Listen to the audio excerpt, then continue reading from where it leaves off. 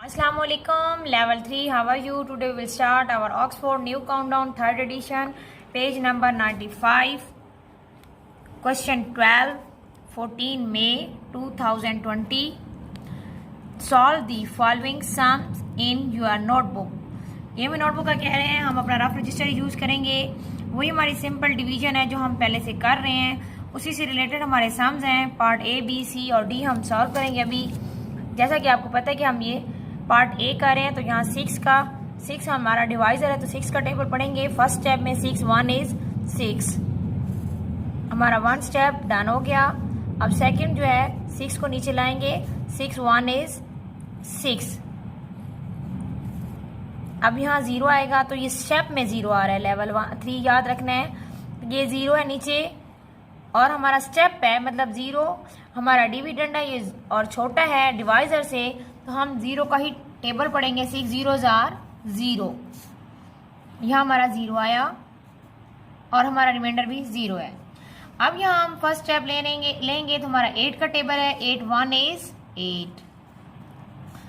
और यहाँ पे हमारा क्या है, सेकंड स्टेप में 0 नीचे आएगा, तो हम 0 का टेबल पढ़ेंगे। 8 zeros are 0।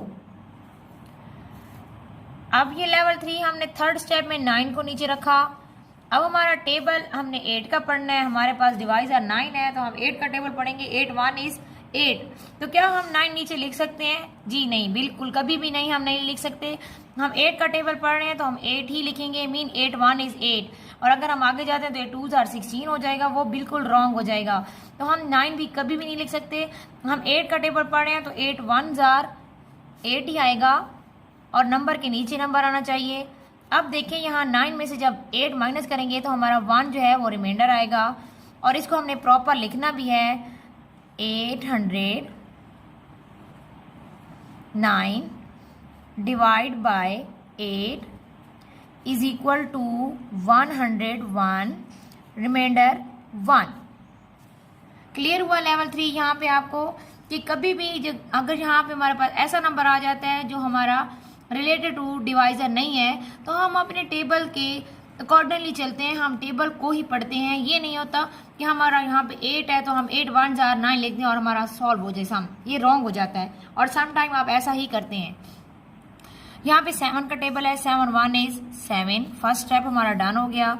सेकेंड स्टेप हमारा 7 नीचे आएगा, 7 1 is 7, यहाँ पे 7 आ गया। अब थर्ड स्टेप में हमारा 8 नीचे आएगा, एरो के थ्रू 8 जहाँ पे पड़ा है उसी तरह उसी जगह से नीचे आएगा, उसी जगह पे जैसे मैं लाई हूँ, आप एरो को टेढ़ा करके इधर उधर ना ले जाएं। अब यहाँ पे वही जो हम पहले पार्ट बी में कर चुके हैं, पार्ट सी में भी हमारा वही है कि 7 1 is 7 आएगा, ना कि 8। बिल्कुल गलत हो जाएगा, बिल्कुल रॉन्ग होगा। हम 7 का टेबल पढ़ रहे हैं तो 7 1 is 7 ही आएगा।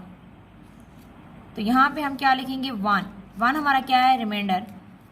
अब यहाँ पे हम क्या लिखेंगे? 778 divide by 7 is equal to 111। Sorry, ये स्टूडेंट यहाँ पे थोड़ा आपने केयरफुल रहना है।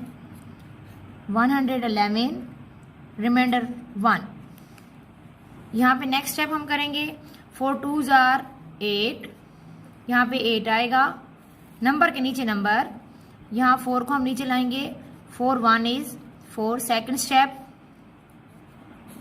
अब 6, अब देखें वही हम इसी चीज़ को अपने माइंड में रख रहे हैं, और पूरे क्वेश्चन नंबर 12 में आपने इसी चीज़ को मद्देनजर रखना है कि 4 का टेबल हम पढ़ रहे हैं। 4 1 is 4, 4 2s are 8। तो अब देखें ये 2 जो है, 4 1 is 4, 4 2s are 8। अगर हम 8 लिखते हैं तो 6 में से 8 माइनस नहीं हो सकता, तो हम एक नंबर पीछे अपनी फिंगर को ले जाएंगे और हम 4 का टेबल पढ़ेंगे। तो मीन हमने 4 1 is 4 लिखना है, 4 1 is 6 कभी भी नहीं लिखना। 4 1 is 4, यहाँ पे हमारा रिमाइंडर 2 आएगा, और यहाँ पे हम लिखना है 846 divide by 4 is equal to 211, remainder 2। Clear हुआ लेवल 3। इसी से रिलेटेड हमारे क्वेश्चन नंबर 12 के पार्ट E to J हैं, ये आपने खुद सॉल्व करने होंगे और क्वेश्चन नंबर 12 की अपने रजिस्टर पे प्रैक्टिस करनी होगी। ओके, अल्लाह हाफिज।